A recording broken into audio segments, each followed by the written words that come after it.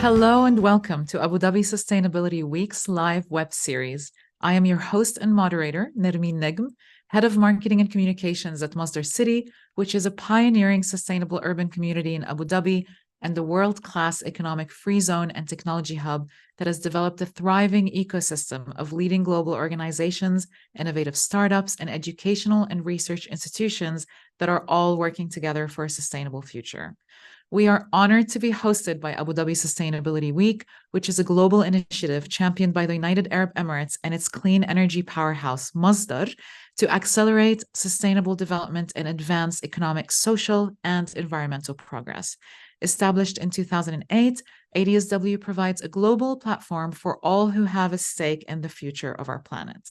This ADSW Live web series is a year-round platform for maintaining dialogue on leading issues and topics that are shaping the global sustainability agenda by welcoming thought leaders, industry experts, and civil society to share their insights and approaches to addressing the most pressing global challenges. The series is committed to facilitating knowledge exchange, boosting the climate ambition, and accelerating sustainable development. I must also thank our partners, the Global Parliament of Mayors, which is a unique government body of, by, and for mayors from all corners of the world. The GPM unites, aligns, and amplifies the voices of mayors in global strategy debates with nation states and international organizations such as the United Nations. It was established in 2016, and today its members represent more than 33 million citizens worldwide, a number that is steadily growing as more and more mayors realize there is strength in their unity. And so, I am delighted to welcome you all and our distinguished panelists to this session on leading sustainable cities on the road to COP. Please feel free to leave comments and ask questions in the chat box, and we will have a Q&A at the end of this session. And now, our honorable panelists are Mrs. Pia Ems, President of the Euro Metropolis of Strasbourg and Mayor of Holzheim in France, Mayor Yvonne Aki Sawyer of Freetown, Sierra Leone, and Mayor Daniela Arsovska of Skopje, North Macedonia. We thank you, and we are so thrilled to have you with us to discuss sustainable cities and the road to COP28. And we look forward to an engaging and insightful conversation to answer questions highlighting sustainability initiatives, urban development, innovation, and the importance of women's leadership. So let's begin. I'm very excited about this engaging conversation. I'd like to start with Mrs. President Mia Ems, a French economist and politician from Strasbourg who became politically engaged when she launched a petition against an urbanization project in Holzheim. Mrs. Ems holds a PhD in economics and is focused on ecological initiatives, and her political goals include community-focused development, sustainability, and strengthening connections between elected officials and residents. Mrs. President Ems, you're very welcome. We're quite curious to learn about the urbanization projects you boldly petitioned against and how it has led you where you are today. Thank you very much. Thank you for this invitation. Yes, I would say that I have an experience as a mayor of a small city, and then I was elected by my peers to become a president of the Eurometropole, which is 500,000 of inhabitants and 33 towns, cities. And as I was very committed with ecological means and economics as well, I think I was able to bring to the table my perspective as a mayor of a small city, perspective of territory equality, which is very important, and of course different public policies like mobilities, like sustainable economy, and different issues I can develop further on. Thank you very much. Equally inspiring, Honorable Mayor-elect Yvonne Aki Sawyer, OBE, who is the first elected female mayor of Freetown, and from 2018 and recently re-elected to serve for a second term. Congratulations. A finance professional with over 25 years of private sector experience in strategic planning, risk management consulting, and project management, Mayor-elect Aki Sawyer adopted an inclusive, data-driven approach to addressing challenges in the city. She's also been featured by Time magazine in the Time 100 list in the 2021 list, and by the BBC and the BBC 100 Women 2020 list. Welcome, Mayor-elect Aki Sawyer. You have championed the 4-year Transform Freetown plan, which detailed 19 concrete targets across 11 sectors and covered issues ranging from tackling environmental degradation to facilitating the creation of jobs for youth. Can you share with us this initiative and how's it going, first of all, and talk to us a little bit about it? Thanks so much, and it's a pleasure to be here. Yes, I didn't come from a political background, never been in politics before I participated in the election in 2018, but I was driven by my concerns with the environment, particularly with deforestation and sanitation, and what it was doing to the city. And so Transform Freetown, as you said, has the 19 targets, really takes a holistic view. How's it going? I think it's gone well. We've been pleasantly surprised by the extent to which our community really embraced Transform Freetown. And probably because we took an inclusive approach, we engaged 15,000 of our residents as soon as I came into office through 322 focus groups. We got professionals, non-governmental organizations, and governmental bodies involved in articulating what our targets should be. And over these 5 years, or these 4 years, we were able to deliver quite a few firsts. The first ever wastewater treatment plant, Freetown the Tree Town, which is planting 1 million trees, nurseries in markets, shade covers for women, urban farming projects. And it enabled me in my election, which, as you said, I've just won, to have the tagline, #5 more to do more. And nice. I think the delivery and the tangible delivery gave confidence for that to happen. That is very inspiring. Thank you so much. Yeah, your experience, it really highlights the importance of engaging the community and, for cities aspiring to achieve sustainability goals. So congratulations once again for your re-election. We're very honored to have you here. Now turning to Honorable Mayor Danela Arskovska of Skopje, North Macedonia. Mayor Arskovska was elected in 2021 as an independent candidate. She also became the first woman mayor of Skopje since the country's independence. She holds a range of academic and consulting national and international positions and has lectured on development topics at universities and conferences. In 2014, Mayor Arskovska was elected as president of the Macedonian Chamber of Commerce, where she chaired until she was elected mayor. Welcome, Mayor Arskovska. It's a pleasure to have you with us. And in recognition of your work in 2018, I've come to learn that the World Business Angels Investment Forum awarded you as Best Businesswoman Role Model of Southeast Europe. And in 2019, at the 6th Entrepreneur Summit of Central and Southeast Europe, you were awarded with a recognition for your special contribution to entrepreneurship development.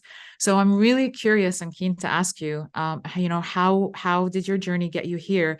And how do you see entrepreneurship shaping the future of sustainable urban development in Skopje? Well, thank you so much first for the invitation. Second of all, as part of the GPM, I would like to say that it's a distinct honor to be here today and to be able to address everybody who is listening and watching us today. As I can see, we have a really significant number of participants in this panel. Something similar like Mayor Yvonne, I wasn't in politics. I was the president of the Union of Chambers of Commerce, and through that experience, I was able to compete as an independent candidate in the elections and be directly elected in 2021. As part of the road to this point, which is very different from what I've been doing before to what I'm doing now, is, as you mentioned, the impact the entrepreneurship can have on the development goals and on what's sustainability and what's necessary for us to be able to have a better, safer, and healthier environment. And one of the things which we've been promoting and which was highly successful was one of the, I would maybe like to say, one of the best projects I've been involved in, and that's the Women in Climate Action. This was something that we were highly devoted on. It was something that started as a project with 100 women entrepreneurs in Skopje, which is the capital city of Macedonia.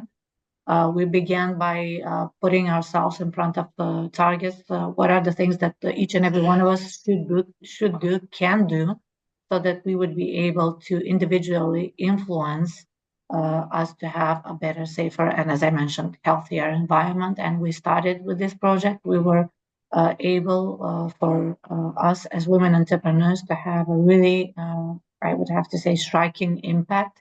This number then grew. It went up to 500 for the first year. And what I was very happy to learn is that, we as women can have really big impact on the positive influence, especially on raising the awareness, the way we could do things, and also use our innovative approach, something which is far different from, what we've seen in dominantly male professions and in dominantly male surroundings, like business, which now is not only exclusively towards one gender focused. It's also something that we all aspire to do, to have a greater input into, and then we can see also that we can have effects that society can actually embrace and help each and every one of us that are involved into it. So this is something that I really would like to say that has had a fantastic impact. I would like to share this with our wider audience. I would like to actually also recommend it to each and every one of the cities, because us as the city of Skopje, the first thing that we did, learning from each other's experiences, is we engaged into creating the first city support for women entrepreneurs. So we created the Council for Women Entrepreneurs, which is the first of its kind nationwide. It was recognized after 1 year as a best practice in the country, and then it was adopted by additional 15 cities in the country. So they all adopted it by their own city councils to be part of their own initiative as a city. And then we started building policies which will, able to kind of equalize this gap that we have amongst women entrepreneurs and men. Of course, we're there to support them financially. We were able to push this through the policy so that each year now we have support for women entrepreneurs. And we try to focus on helping them on fulfill their full potential, helping them to financially make them independent, and also to economically empower them. And this is, I think, part of having a successful and creative and good society, having both a sustainable city, exactly, jointly is very pivotal. For the best things that we can all do to help our own citizens.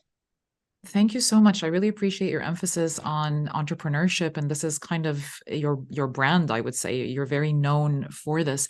I mean, we've at Masdar City, we completely acknowledge that fostering entrepreneurship and supporting startups, especially in the climate tech sector, is really important to realizing, the sustainability development goals. And we try to offer favorable conditions with business licensing packages that are, tailored just for startups. We have a women entrepreneurship package as well. And we also have a partnership with BP with an initiative called The Catalyst, which is an early stage climate tech venture investor that provides startups with access to funding and mentorship. And it's so outstanding to see the community come together and how, these young generations of innovators in climate tech are really invested in the climate conversation and how much they can contribute to the future of our sustainable cities. So thank you for that. Mrs. President Imps, you have been leading Strasbourg to integrate smart city technologies as well, and you're famous for it, and to optimize urban planning and mobility. You're a huge advocate for sustainable mobility. Actually, I've seen you quite a lot in the news headlines recently as someone who wants to revolutionize sustainable mobility. Can you share some ideas or how you envision integrating cutting edge technologies like IoT and AI, for example, with us on further enhancing sustainability efforts in urban development in Strasbourg? Yes, I will do so, because our entire Eurometropole is served by public transport, and we want to encourage more mobility, because we have to put down the greenhouse gas emissions. Until 2050, we have to have a neutral carbon city. That's why we have a special an expansion of the public transport network, which goes hand in hand with the reduction of pollution, traffic congestion, creating pedestrian zones and cycle lanes. That means 500 million euros are invested in all mobility means. I would like to underline as well that we have a free transport for the youngsters, young people. They have a free travel by bus, by all kind of networks and rail transport as well. How wonderful. I'm curious to know how old, up until how old, what is categorized 18, as young there? until 18. That's amazing.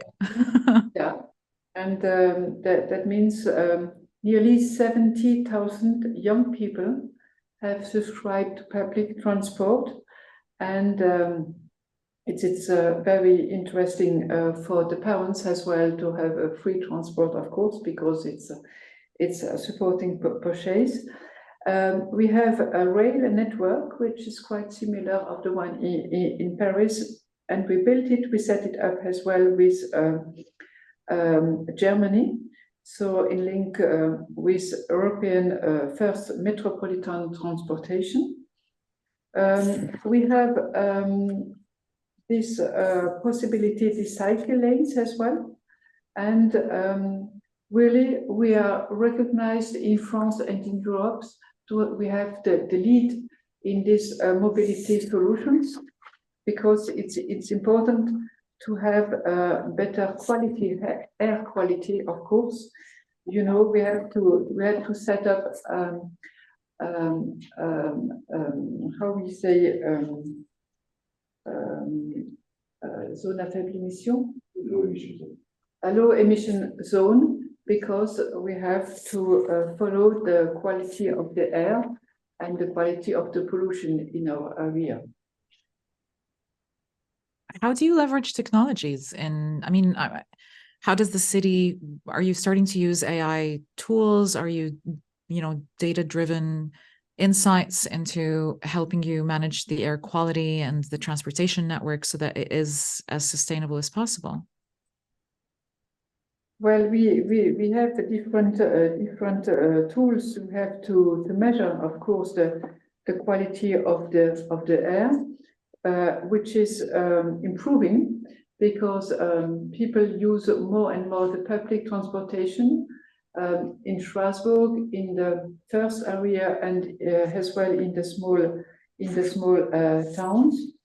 We have good financing from Europe and from the French state, of course, and we need as well climate agency, which helps people to give provides to give information, to give diagnosis, how to change the car, individual car, and how to take advantage of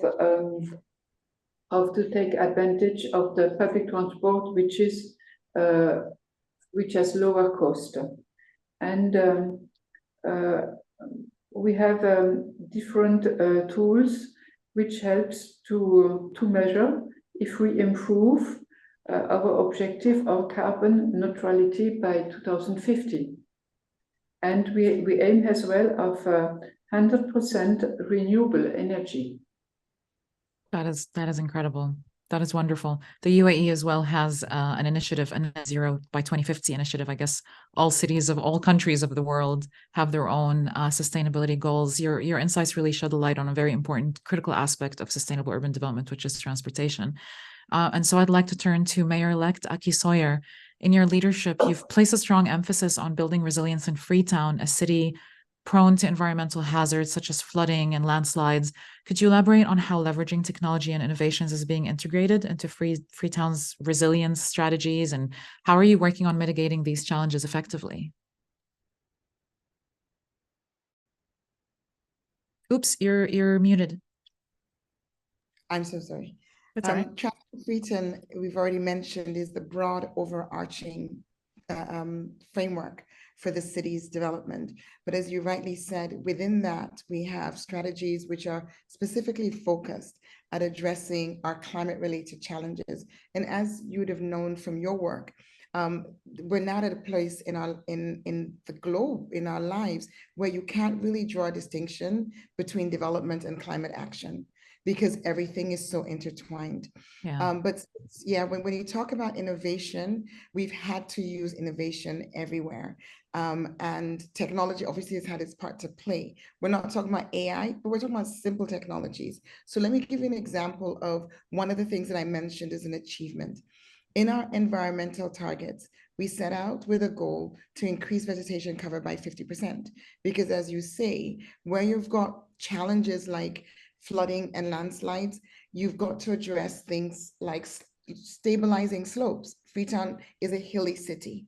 You've also got to protect water sources, whilst at the same time providing economic incentives for people to want to afforest and to protect trees.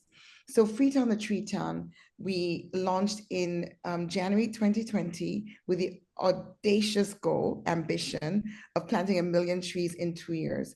And I'm super happy to say that it's now 3 years, but we are literally 30,000 short of that 1 million trees. We're at 977. So just That's under incredible. 30,000. Incredible, because we're not just planting trees, we're growing trees. And that's where the technology has come in. So every tree has an individual unique tree tracker identity, a geotag. And we have young people who are employed as community-based organizations, as tree growers.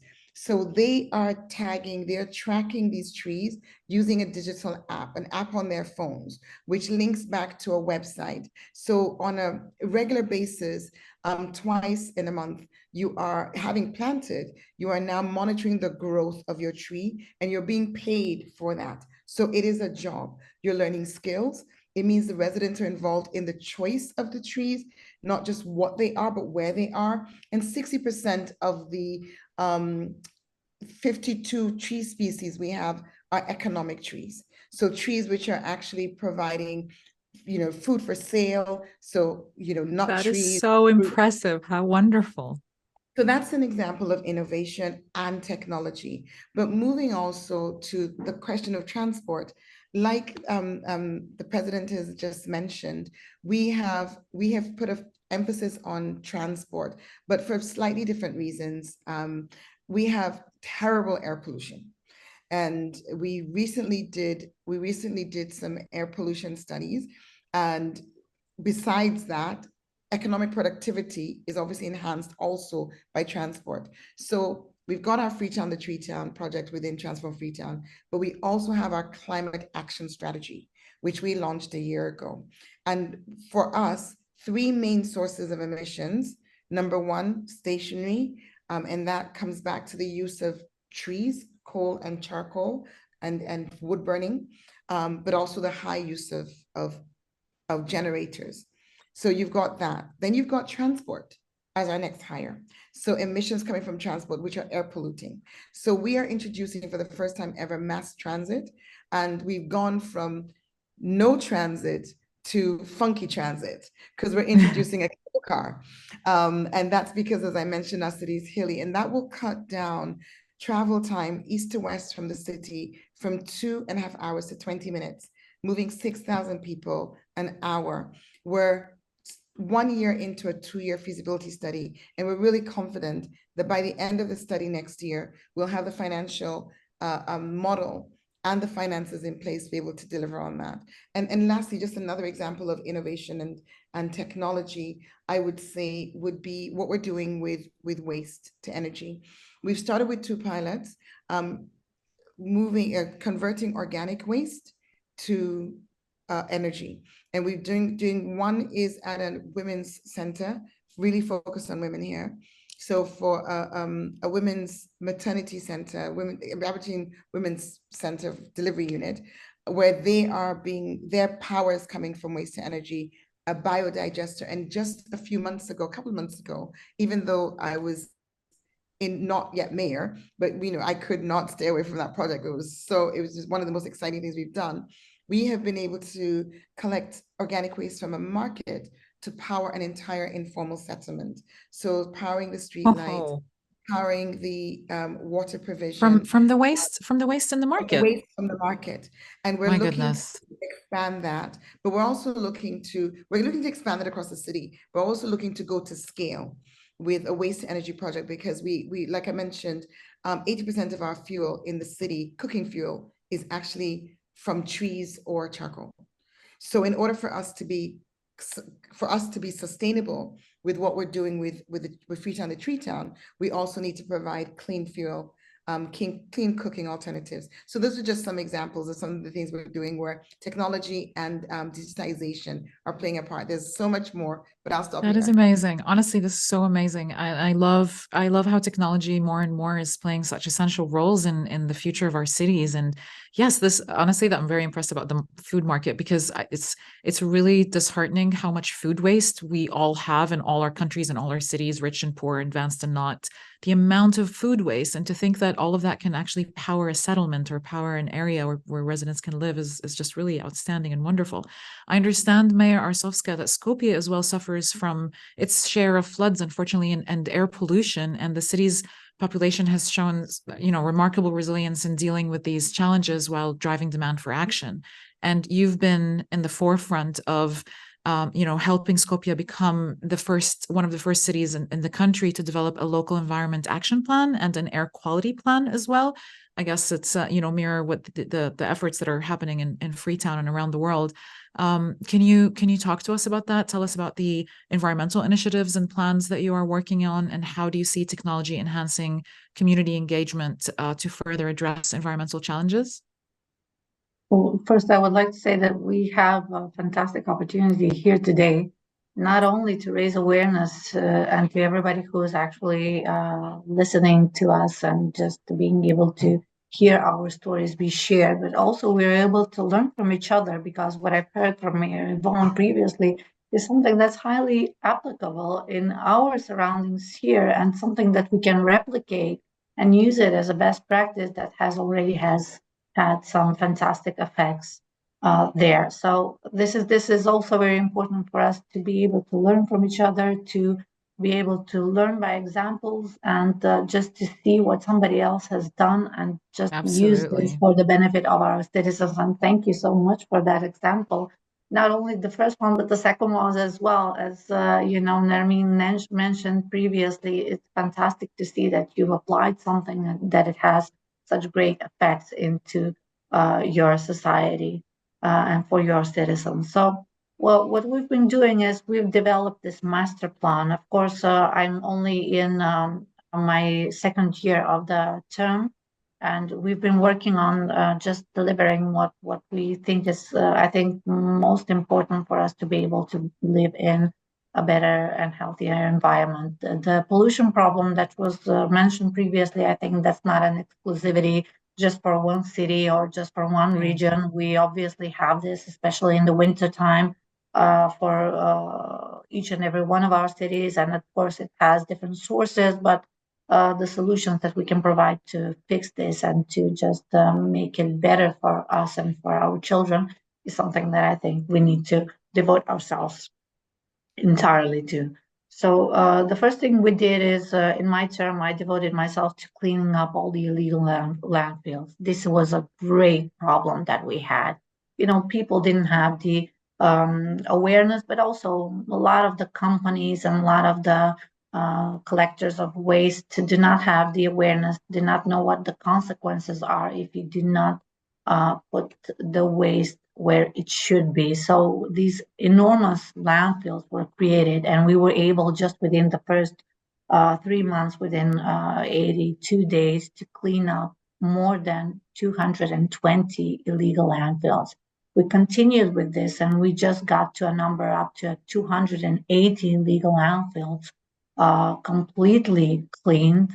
And then we started transforming all of these empty places, empty spaces, places where there was once a landfill, where there was once waste, transforming them into mega parks. So this actually is one of the first examples on what we did just to add to the sustainability that we're going forward towards. And I've already finalized the first mega park, and a legal landfill of 50,000 square meters was on that place, with a height up to 20 meters of waste, eliminated and now transformed into this fantastic green oasis for the benefit of all the citizens. First, there are many benefits. The first is the growth into the people that live in that surrounding of their estates. Now, everything that they have as an estate is worth more because they now live right beside a fantastic mega park instead of what previously was an illegal landfill of 50,000 square meters. The health benefits and everything else, I don't have to tell you. Of course, when you have a really nice place to relax and everything else, this is a fantastic thing which influences our society quite well. We started 5 of these mega parks, 2 of which are already in its final phase, 2 of which we already begun. The 5th one is on the way. So this is a fantastic way to transform actually our surroundings and to transform something that was once a wasteland into a green oasis. Then we started with some additional things as the transport was mentioned. We have free transport for everybody, as mentioned previously. This is a practice, as I can see, in all the cities where there's maybe a higher level of pollution for everybody who is up to the age of 18. Then we introduced the free public transport to all the students, and then to all the elderly and retired. Also, we have free public transport for the persons with disabilities. So now we're going towards this very special thing, which has proved itself as a best practice in many of the cities. And we have learned this from a couple of the cities which are based in France. Also, we've seen this as a good practice from Tallinn, and now we're starting to implement it in the city of Skopje, which should be budgeted in this budget and then be implemented in the year 2024, and that's completely free public transport.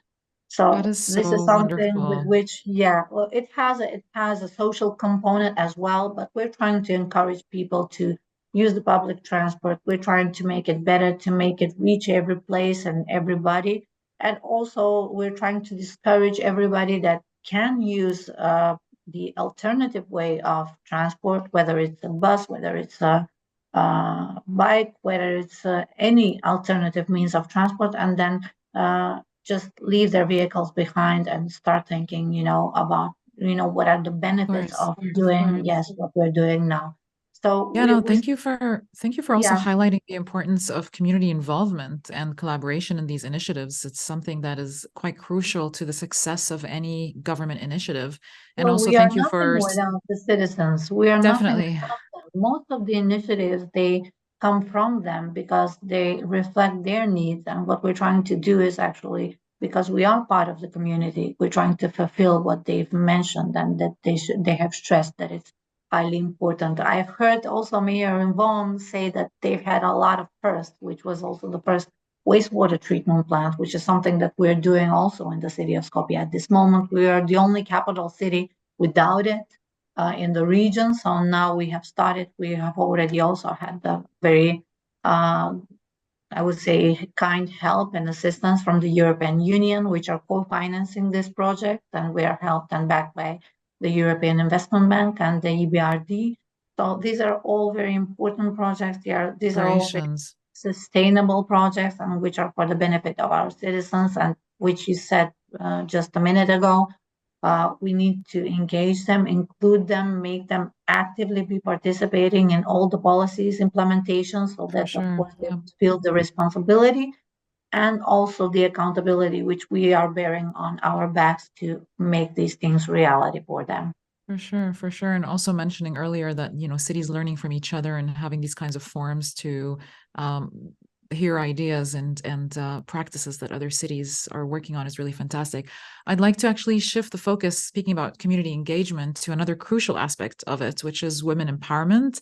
Mrs. President Ims, I was delighted to learn that you also lecture at the Strasbourg School of Management, a school in which you are chair of sustainable development.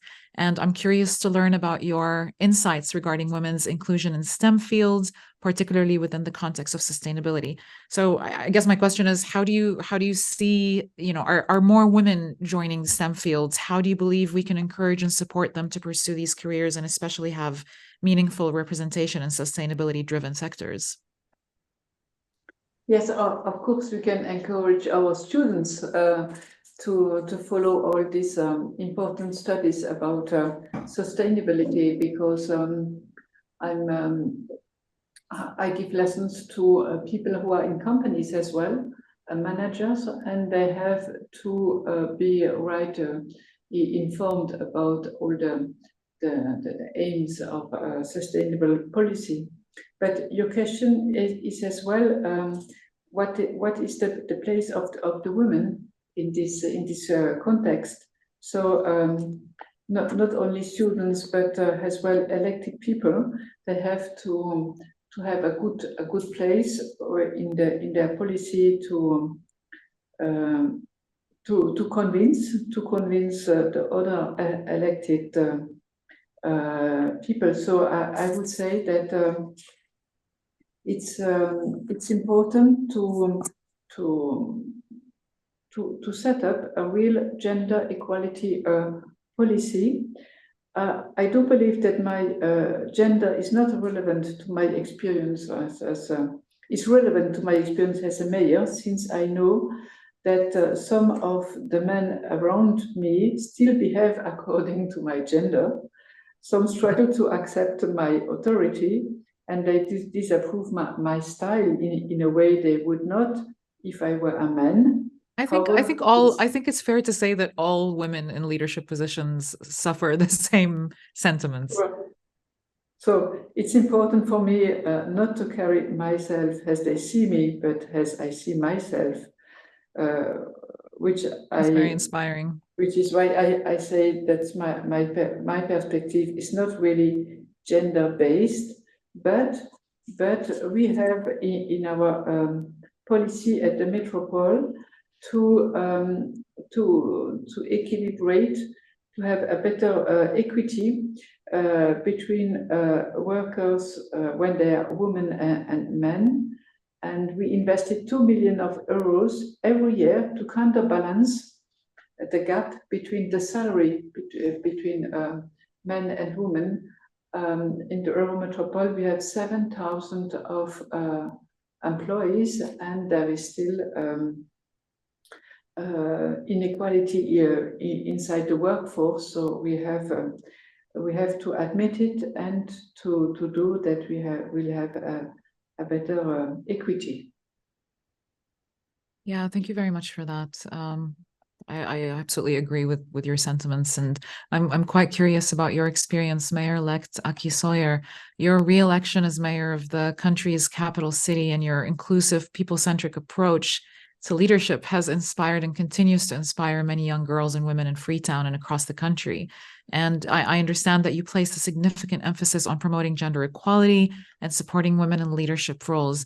Could you share some of the city's initiatives and strategic plans that you're working on to empower women, and how you're ensuring their active participation in sustainability projects and urban development? Mute it again. I guess the way we're doing this is, as my colleagues have said without saying, that it's by example. And just as the president has said, I came into this position, I'm one of 4 girls. I have no brothers.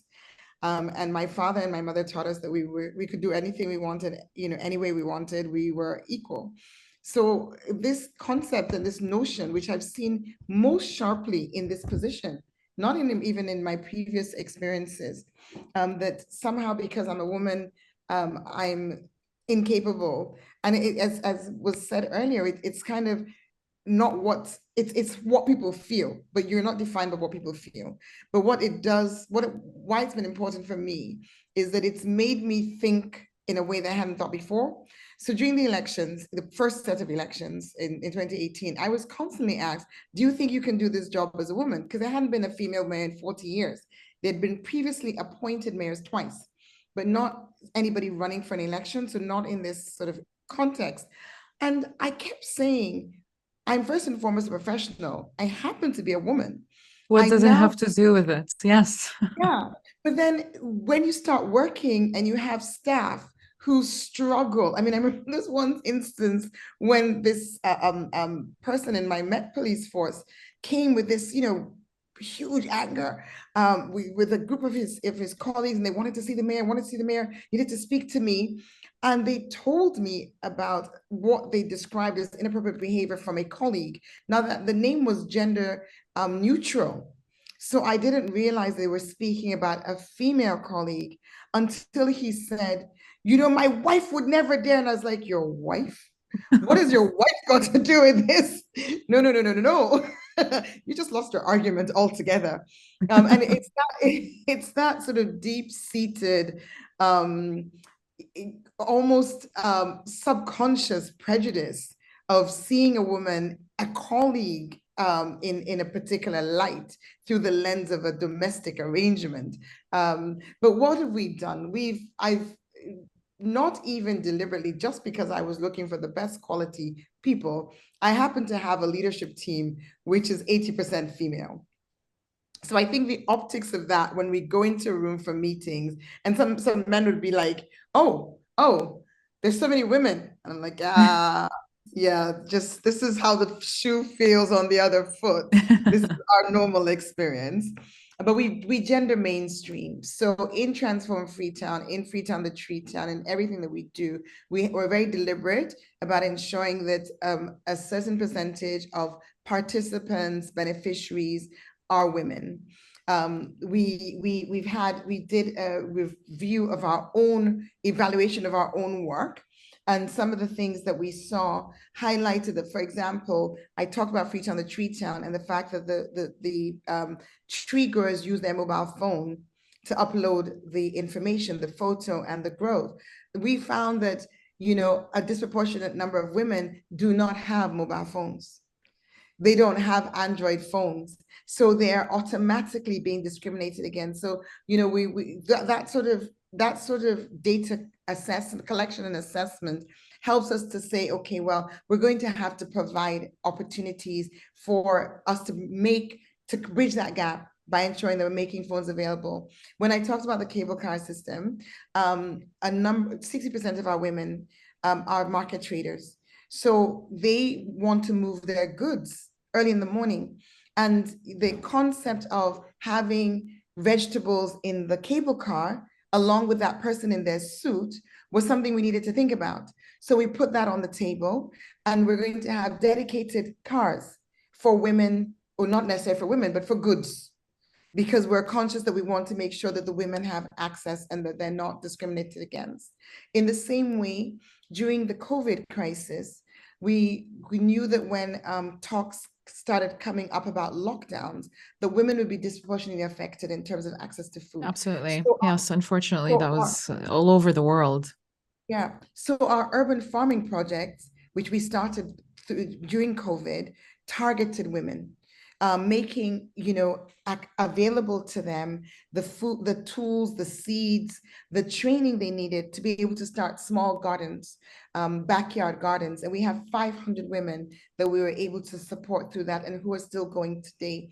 So to come back to the question of how do we bring the women in, Women for Climate that Danielle mentioned, Mayor Danielle mentioned, that's something that we also do. And we have mentees that we bring up. And on a personal level, I didn't realize when I started this, like I said, I thought I'm coming to be a mayor. This female element wasn't uppermost in my mind, but I have seen and heard from so many hundreds, if not, well, I'll just stay with hundreds because I haven't really sort of collected data, so I don't use the wrong number, but so many women, young girls, older women have contacted me directly or indirectly through social media and said, you've really inspired me. You know, I feel like women can do it now because we see a woman leader. And that led me to a year and a bit ago, starting a foundation, the Yas Girls Leadership Foundation, because I thought, well, if I'm having this impact in my city, there's so many girls outside of my city who don't see female leaders. Because when I look across the 22 local governments, only 3 of them are led by women, and only 1 city is led by women. So this I was very deliberate now about coming out of Freetown and engaging with girls in schools just to provide that role model.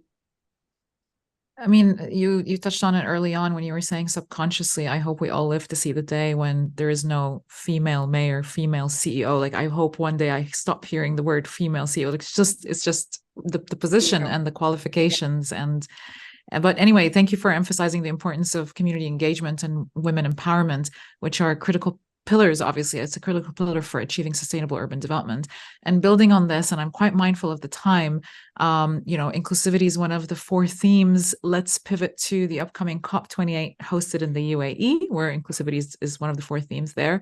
I'd like to hear about your respective cities' plans and involvements in COP28. How do you envision aligning your city's sustainability initiative projects or innovations? Or moreover, how will you ensure that unique challenges and accomplishments of your city are effectively showcased on this international stage and fostering collaboration? So I'll start with you, Mrs. President Ems. Yes, thank you. I would like to stress the importance of mobilizing all the possible levels of change to accelerate the ecological transition. And, we are taking actions on infrastructure, buildings, and energy expenditure. And we cannot longer live on credit half of the year. For instance, in France, we are exceeding the limits of planetary resources in France on the 5th of May. And I hope that discussions we will have to launch at COP28 will be able to go behind the aspects of decarbonation and innovation. I can say a word about innovation at Eurometropole, but first of all, by taking part in COP28 as local authority, we are sending out a message of commitment, which is very important, and to say that we are accountable to our fellow citizens on a daily basis for the way in which we carry out concretely all the transformations we need on mobility, on renewable energy, for instance, how we build the houses tomorrow, and so on. And of course, the financial needs we have to have. And one other illustration is how we develop a strategy for sustainable local economy, and especially in link with innovation, how we build commitments. We have commitments with our university, and each year we have a call for proposal for SEV, which means solutions for a green economy in business, which is as well a very interesting illustration of what our local authorities can act, because we have many young entrepreneurship about new solutions, solar panels, eco-design, biodegradable materials, and so on. So I would underline as well how green economy, innovative green economy, is as well a solution we can share. Why not at COP28? Wonderful. Thank you very much. What about on your side, Mayor Arsovska? Are you coming to COP? What are your plans there? Thank you. Well, I've been actively engaged since COP21. At the time, I was part of the International Chambers of Commerce, which is officially UN observer. So we were able actually to follow all of these processes very actively, but from a different perspective. Now, from a different local government, it's a bit more different. Of course, the responsibility has the same weight, and we need to do our best on that road and just try to implement all these policies which are important for us, for our lives, and for our health. And of course, as a newly elected UN Forum of Mayors chair, it is, I believe, my responsibility and the responsibility of each and every one of us who is there to be an active participant in this process. Also, all the Global Parliament of Mayors participants and members are very actively engaged, and our chair there, Mr. Ricardo Rio, is as well part of the COP28. So we are hoping that by actively participating in all of these processes, we will be able to not only engage, not only to give our own input, what needs to be done, but also be able to influence in the implementation of all of these policies on local level, which is very important because we are closest to the citizens. We're the ones that can, I think, help the most. And I think that we're the ones that can have the greatest impact because on a day-to-day basis, we're working for the benefit of everybody. Thank you so much. And thank you, esteemed panelists, for sharing your valuable insights and expertise on sustainable cities and the road to COP. We have now reached the exciting part of our discussion where we invite our audience to engage directly with our distinguished panelists. So your questions and thoughts are really valuable. And I'm looking at the chat box here. There is a question for Mrs. President Pia Ems from Maria in Strasbourg. It says, Strasbourg is known for its commitment to sustainability and innovation. Could you share one specific technology or initiative that has had significant impact on reducing the city's environmental footprint, and how has it embraced the community? How was it embraced by the community? Yes, I can share different experiences. For instance, renewable energy, because we still handle already with biomass from the heat for the heating networks. We set up heating networks with biomass. We are developing solar energy with a public-private company, which helps to have more finance and possibility of investment. We are switching from natural gas to biogas, recovering waste heat from the hospital, for instance. We work with Germany to bring on our side renewable gas as well. So we manage with a company, a semi-public company, to develop all these renewable energies, which is a very good example, I think, how we held this. And of course, we set up an agency, the Climate Agency, which gives lots of information to everybody, to the cities, to people, to other institutions, to the businesses, how to have climate, every kind of policies they need, and to renew their house, for instance. Fabulous. Thank you so much. And there's a question for Mayor-elect Yvonne from Nasser in Freetown.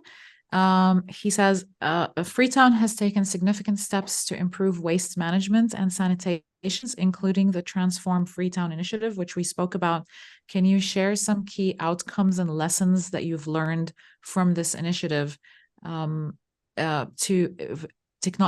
utilizing technology, community engagement to create cleaner and more sustainable urban environments? So basically, I guess the question is asking you, what are big lessons that you've learned specifically from the waste management initiatives?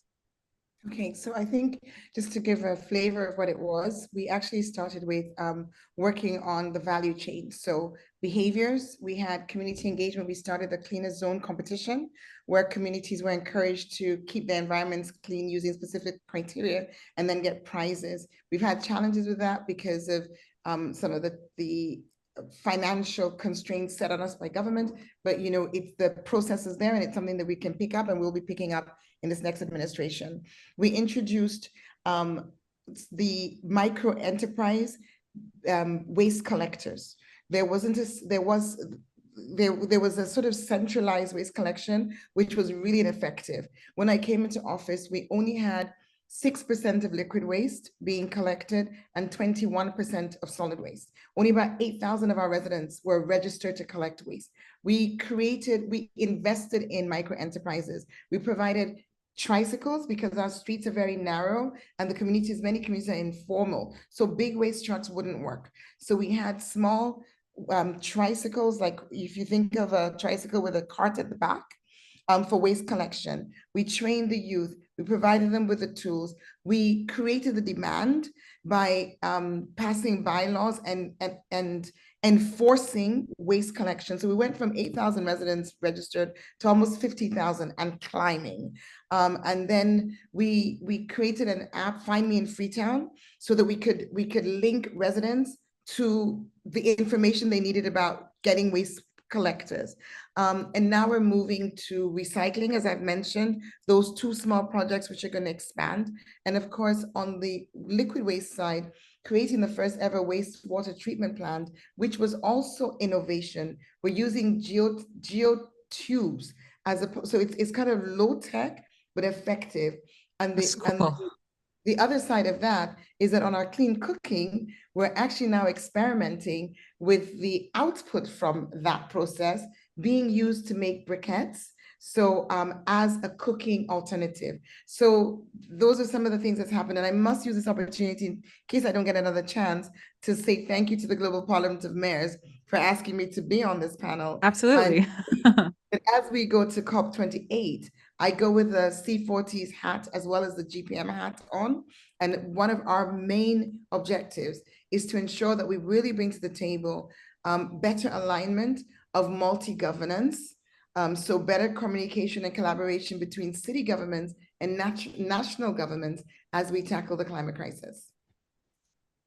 Wonderful. Thank you so much. I'm going to, I guess I'm going to go select a question for Mayor Daniela. Skopje's efforts in sustainability often involve collaboration between government, business, and the community. Can you discuss some successful partnerships that have been crucial in advancing the city's sustainability goals and how these partnerships were formed and sustained? I guess if you can please make it very brief, because we actually have 3 minutes to go and then I have to do the closing. So yes, are there any notable partnerships that you'd like to discuss? Yeah, this is very, I think, difficult to summarize in a couple of sentences, but, maybe one of actually we have 2 very exciting examples. One of them is the help with the UNDP, UNICEF, the city of Skopje, and also the private sector and the NGOs.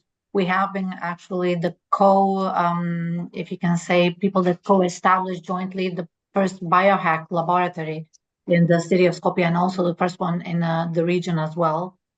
It's the place where you can recycle and reuse organic waste.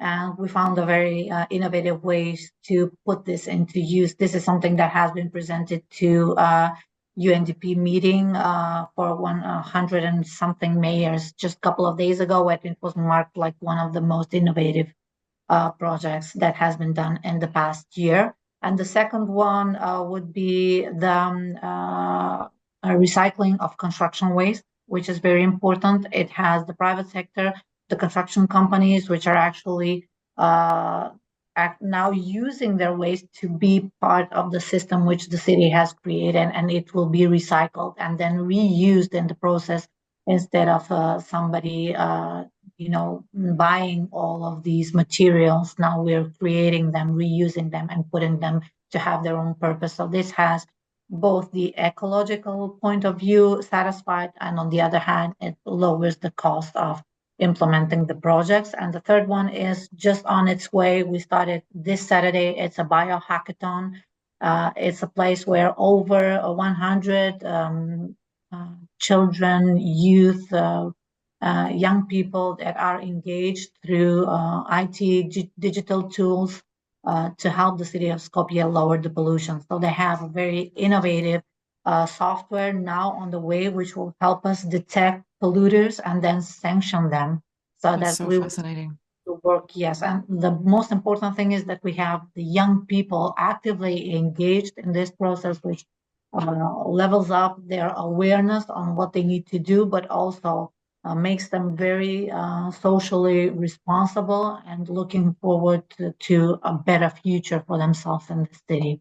So these are just three, I would say, the latest projects Thank which you. have from even the couple of last months implemented in the city of Skopje. Thank you so much. Thank you so much. Well, as we approach the conclusion of this enlightening and inspiring panel discussion, which went by too quickly, honestly, I want to express my sincere gratitude to our esteemed panelists, Mrs. President Pia Ems of Strasbourg, Mayor Yvonne Aki Sawyer of Freetown, and Mayor Daniela Arsovska of Skopje for gracing us with your presence and sharing your invaluable insights today.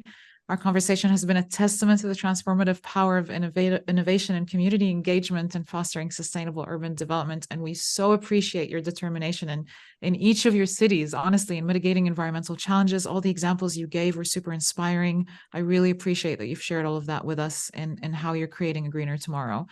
I hope our paths cross, hopefully in COP28 in the UAE. And obviously, it goes without saying how welcomed you all are to visit us in Masdar City and discover the amazing work we've been doing for over 15 years. And we're also going to be hosting a community festival at Masdar City to celebrate COP for the 2 weekends during COP. So stay tuned for that to our audience. And our lovely audience, thank you for being part of this wonderful discussion, and your engagement and enthusiasm have been truly made this experience more exceptional. Thank you to the Global Parliament of Mayors, of course, for connecting us with these outstanding leaders and being an amazing partner in promoting meaningful dialogue and collaborations that drive sustainable urban development forward. And last but not least, an immense thank you to the team at ADSW for continuing the dialogue and sharing the knowledge and allowing us to collaborate for a world where sustainability and inclusivity guide our cities towards a sustainable future. This web series episode will be available on the ADSW Live platform, which is adsw.live. And to find out more about Masdar City, follow us on our social media channels and visit masdarcity.ae. And until we meet again, we will enjoy the remaining quarter of the UAE's Year of Sustainability and hope to see you all at COP28 and Masdar City soon. Thank you, your honorary mayors, so much. And I guess for now, it's goodbye. Bye. Thank you. Bye. Thank you so much.